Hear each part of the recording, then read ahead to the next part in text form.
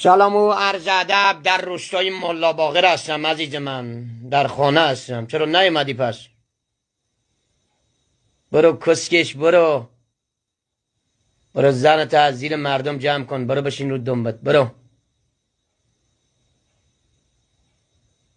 هیچ گویی هم نمیتونی بخوری. من گفتم اصلا همه ملت میگن.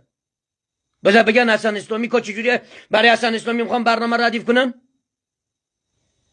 گو خوردی ما رو انداختی زندان، پرونده برای ما ردیف کردی. من رفتم رو صوفی گفته هر گوی میخوری بخور، هر گویی که میخوری بخور. اصلا پست خودم گذاشتم، جهانی هم مزارم. کیر منم نیستی، ببخشینو. گوه میخوری زن مردم رو جادی میکنی.